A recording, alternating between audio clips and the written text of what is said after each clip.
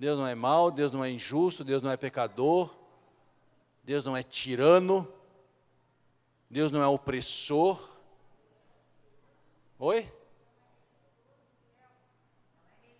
Não é mentiroso. Você já observou? Pare e pense no que vocês estão dizendo. Se Deus não é mentiroso, se Deus não é tirano, se Deus não é opressor, se Deus não é punitivo, automaticamente eu não encontro essas características em Deus, Ele é totalmente digno de confiança. Não é? Quando você olha e não encontra coisas negativas numa pessoa, o seu amor, o seu respeito, a sua reverência são muito maiores a essa pessoa. E quando você vê em Deus e não encontra nele absolutamente nada de mal, certamente você terá a convicção de que dele só vem o bem. Aquele ladrão pôde ver em Deus o que ele não é. Ele não viu em Jesus nenhuma palavra de ofensa, muito pelo contrário, quando o estavam crucificando, ele via na fisionomia de Jesus a mesma ternura e compaixão. Ele viu o cuidado que Jesus teve por sua própria mãe. Ele viu que não houve nenhuma repreensão aos discípulos que o abandonaram. Ele viu tudo isso em Jesus. Mesmo assim, ele endureceu o seu coração e morreu perdido. Qual é a coisa mais importante neste mundo? Para você, o que é mais importante, que vale mais de qualquer outra coisa? A salvação. E se eu contestar você e dizer que não? Que o mais importante não é a salvação, doutor Aloysio? E aí, Otávio, estou certo ou estou errado? Difícil de responder. Aí, Almir, você que viajou e chegou agora. O mais importante não é a salvação. O mais importante é o acesso que você tem à salvação. Isso é o mais importante. Vamos imaginar que esse seja um livro de orientações, um catálogo, onde você pode comprar o que você quiser através desse catálogo. 0800. Entrego na sua casa, com frete pago, tudo de graça. É só você abrir o catálogo e comprar. O que você quer de comprar?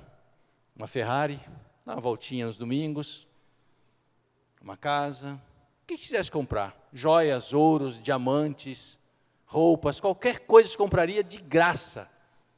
Eu pergunto, teria algum valor você ter o catálogo e não ter acesso a ele? Nenhum valor. Assim, Jesus morrer na cruz, se nós não o aceitarmos, não terá valor nenhum para nós. O mais importante não é a própria salvação, mas é o direito, o acesso que nós temos a essa salvação. Isso é o mais importante.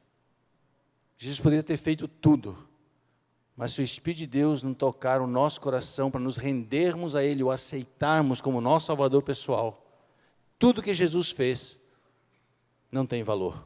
Como não terá valor para milhares de pessoas que, como ladrão na cruz, irão blasfemar, amaldiçoar e dar as costas ao Senhor.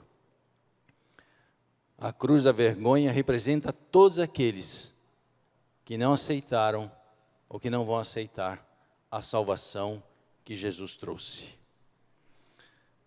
A outra cruz que nós temos é a cruz da submissão. E esta é a cruz do bom ladrão. Nesse diálogo de Jesus com o bom ladrão, ou do bom ladrão com Jesus, nos ensina grandes verdades de uma forma muito simples. Primeiro, que a única coisa que o bom ladrão fez para se salvar foi pedir para Jesus. Somente isso. Ele pede para ser salvo. No verso 42 de Lucas 23, ele diz: Jesus, lembra-te de mim. Isso é uma oração, é um grito que ele dá a Cristo, orando ao Senhor: Senhor, lembra-te de mim. E qual é a resposta de Jesus? Estarás comigo. Pronto. Quão simples é alguém encontrar a salvação. Quão simples é alguém se salvar. Às vezes, nós pensamos que é tão difícil. Todo o processo de obediência e seguir as normas as quais Cristo nos pede, sempre virá depois de um coração tranquilo e sereno, na certeza plena e completa de ter aceito a Jesus como seu Salvador ou estar salvo em Cristo. Esse ladrão não fez nenhuma obra, não fez absolutamente nada. Ele apenas suplicou: Senhor, salva-me. E é assim que todos somos salvos.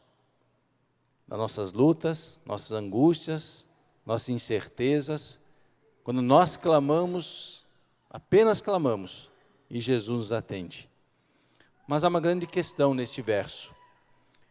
O ladrão na cruz não foi naquele dia para o céu, como algumas pessoas pensam. Porque em João 20:17, Jesus diz: não me detenhas, ainda não subi a meu Pai. Nem Jesus foi ao céu ainda naquele dia. Mas uma certeza o ladrão tinha: estava salvo em Jesus. O bom ladrão foi uma grande bênção para Jesus. Talvez a última grande bênção para Jesus, ainda antes da cruz. Jesus estava sendo chamado de malfeitor, duvidando da sua divindade, do seu poder, da sua graça.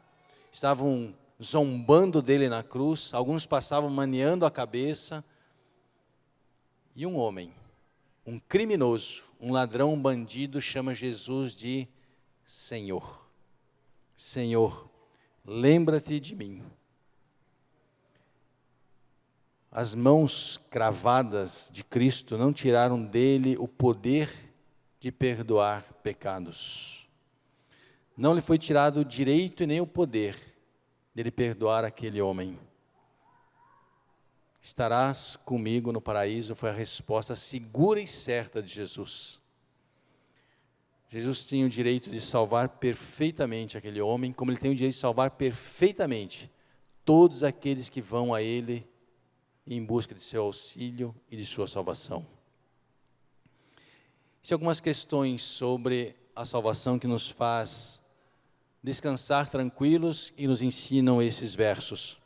Primeiro, a salvação é extremamente simples. Em Romanos 10:13, Paulo diz: todo aquele que invocar o seu nome será salvo. Deixa eu contar uma história sobre isso. Há muitas pessoas que pensam assim: pastor, não pode ser verdade, salvação não pode ser tão simples. Eu não posso apenas clamar e dizer: Senhor, salve-me, Ele vai me salvar. Mas eu vi pessoas serem salvas assim. Talvez você pense: esse era um criminoso, era um bandido, não merecia a salvação. Deveria ter vivido uma vida um pouco melhor, não é justo. Quando eu trabalhava no hospital, fui visitar um rapaz,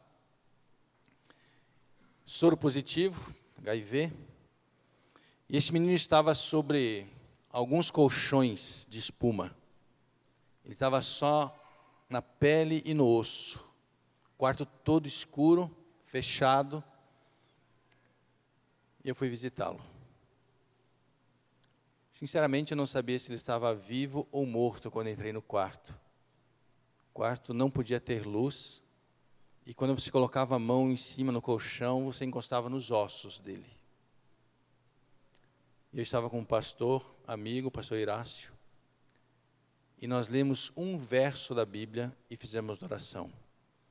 E o verso dizia assim: Filho de Davi, tenha misericórdia de mim.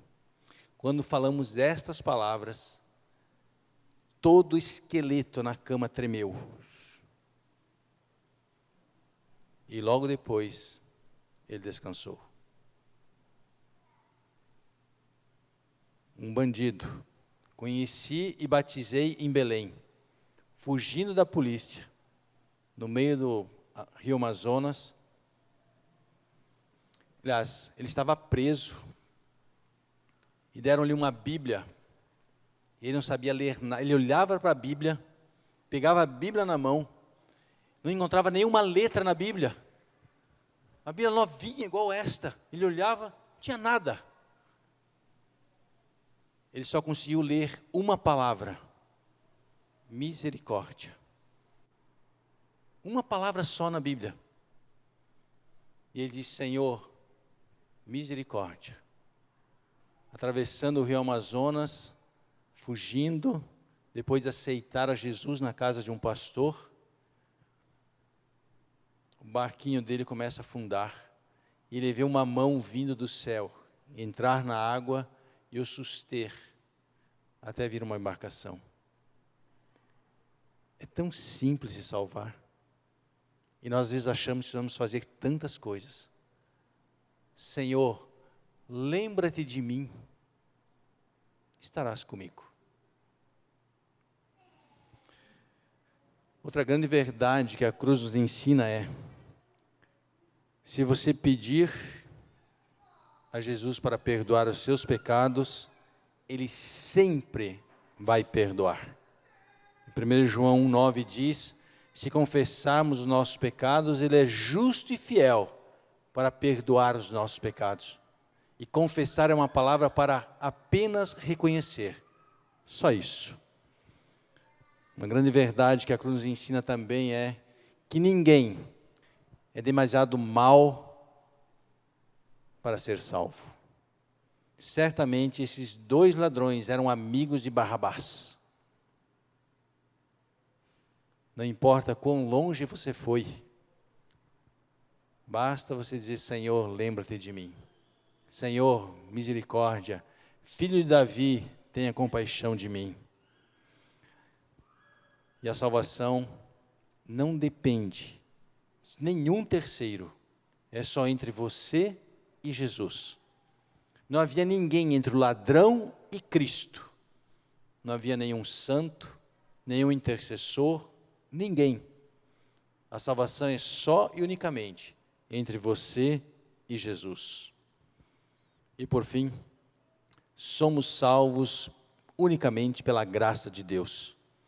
Aquele ladrão não foi batizado, nunca falou em línguas, nunca fez restituição de dízimos de ofertas, nunca restituiu o que tinha tomado dos outros, ele não mostrou nenhum fruto, nada, e foi salvo.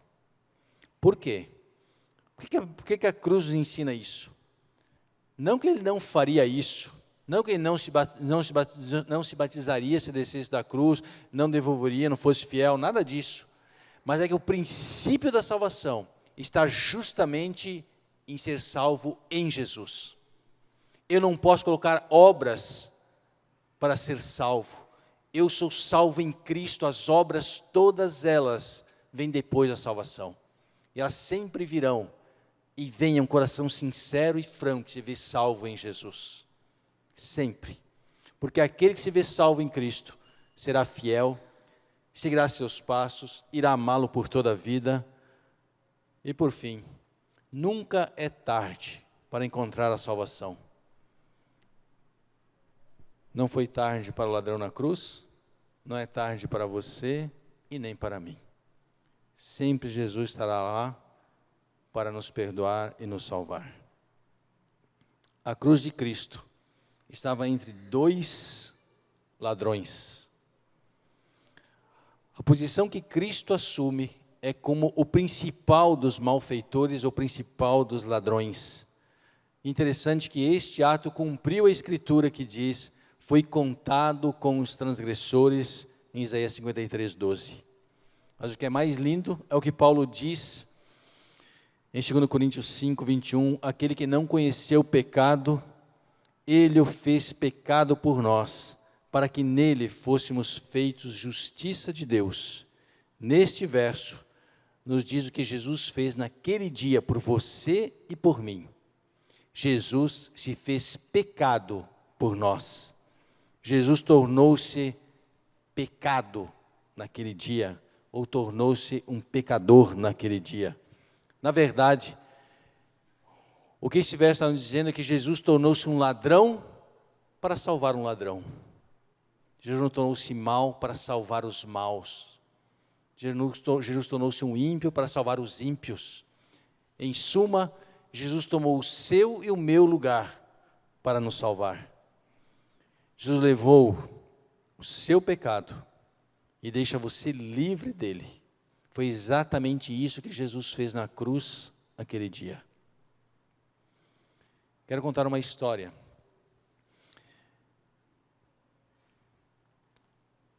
Um casal jovem estavam namorando e fazendo planos para o casamento, fazendo os preparativos, quando há uma guerra e o rapaz tem que se alistar e vai à guerra. E ele manda cartas para ela todos os dias, do seu amor, da sua fidelidade, e quando voltasse, casariam, iriam viver felizes. Um dia, ela recebe uma carta com a letra diferente, onde, em uma explosão, as duas mãos dele são dissipadas. E ele, na carta, diz: quero deixar você livre, porque não poderei ser o que nós sonhávamos que seríamos. Imediatamente, a moça tomou um trem e foi ao hospital procurá-lo. Muitos enfermos. Ela foi de cama em cama até que o encontrou e o abraçou calorosamente. E disse: o meu amor não será alterado por causa disso. Casaram-se e viveram uma vida muito feliz. Às vezes nós pensamos que por termos alguma deficiência em nosso coração, em nossa vida, às vezes olhamos para nós e nos culpamos tanto, e achamos que não somos mais merecedores do amor de um Deus que morreu na cruz por nós. Às vezes limitamos o amor de Deus por coisas que às vezes acontecem na nossa vida, nossos erros. O amor de Deus é inalterável. Deus sempre foi e sempre será o mesmo. Ele sabe das nossas lutas, sabe perfeitamente do que nós precisamos. Ele sabe quão difícil é viver neste mundo de pecado e de lutas, mas Ele sempre estará lá para nos abraçar e dizer: eu não vejo em você defeito algum. Como diz Salomão, em palavras poéticas, você é a mais linda entre todas. Deus falando da sua igreja, é onde diz: em você eu não vejo defeitos. É assim que Deus olha para você. A cruz é um lugar de reconciliação. A cruz é um lugar de perdão. A cruz é um lugar de Deus, onde Ele deu a sua vida para salvar você. Há um hino que fala sobre Rude Cruz. E este hino diz que Rude Cruz se erigiu, dela o dia fugiu em sinal de vergonha e dor. Mas eu amo essa cruz, sobre a qual o meu Jesus deu a vida por mim, pecador. Senhor, nosso Deus e nosso querido Pai, a salvação está diante dos nossos olhos. Podemos aceitá-la ou recusá-la. Queremos nesta noite mais uma vez, Senhor, dizer que o aceitamos como nosso Salvador pessoal. Que entregamos a nossa vida ao Senhor, na certeza que o Senhor cuidará todos os dias de cada um de nós. Entregamos, Senhor, em Tuas mãos nosso coração, para que o Senhor ministre nele conforme o Teu querer, Senhor.